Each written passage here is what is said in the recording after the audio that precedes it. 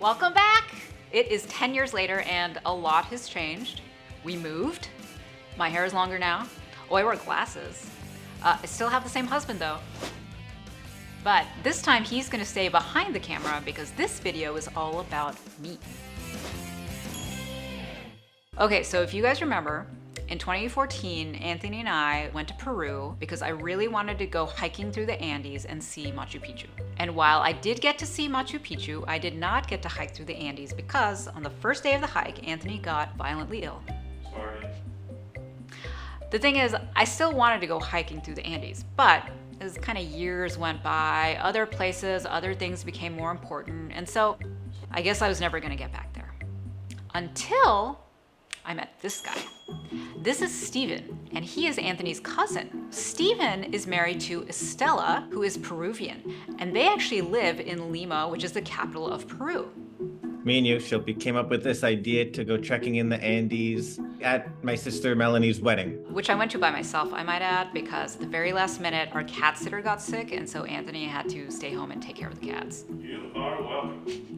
And I actually met some of Anthony's other really cool cousins, Emily and Nick. We had so much fun with you at Melanie's wedding. And on the last day of wedding stuff, Steven mentioned that he and Estella wanted to go hiking in the Andes. And I was like, what a coincidence, Steven. I also want to go hiking in the Andes. And that was when I realized that next year would be 2024. And that means it's exactly 10 years since my failed attempt. And so I said to Steven, we are gonna make this trip happen. And it's gonna be Peru, take 2. Steven and Estella were immediately on board, but turns out that Emily and Nick are also super into hiking and were gonna come with us. And so that's actually how I ended up planning a trip to Peru with Anthony's cousins, but not Anthony. I couldn't go because I had to take care of the cats again. But I didn't want to risk him getting sick again. In fact, I didn't want to take any chances that anything would go wrong and lead to another failed trip.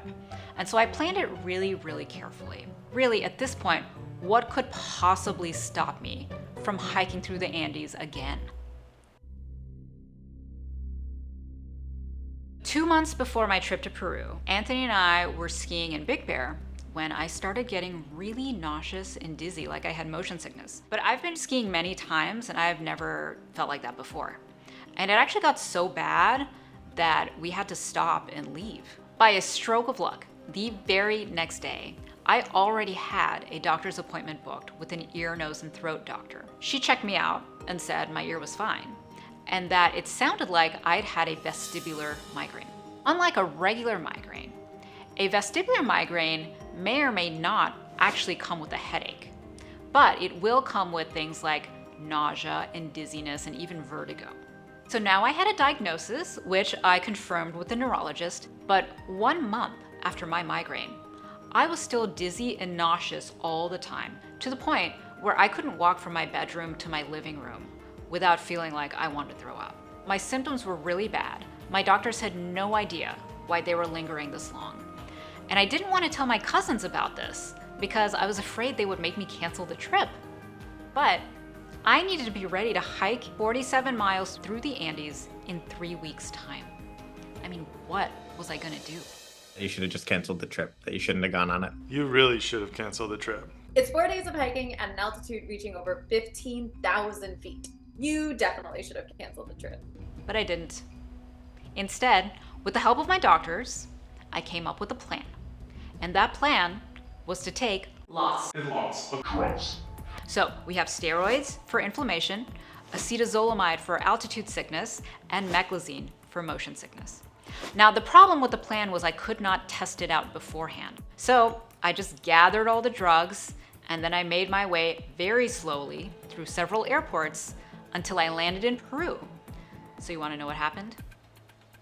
Shilpi, what are you doing right now? Oh, you know, just hiking in the Andes. My plan worked. It took a couple of hours for those steroids to kick in on day 1, but once they did, not only was I able to hike through the Andes for 4 days, I could enjoy it. Emily, what are we doing today? We're riding horses! It doesn't mean I was symptom-free. Now I'm getting chills and I'm very nauseous. I just had a migraine. And I had some rough moments here and there. But so did everyone else. Oh my god. So, how hard was that?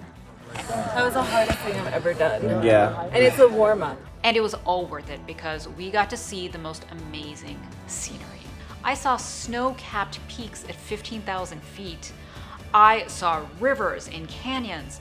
I trekked through the jungle. I mean, we had the most amazing time. And I did it all with my cousins, who I didn't really know very well, but now we're really, really tight. It took 10 years, but my dream of hiking through the Andes finally came true. Thanks for staying home, babe. You're welcome. So, what's next? Himalayas? Or maybe the Dolomites? Or no, Kilimanjaro. I don't know, there's so many mountains.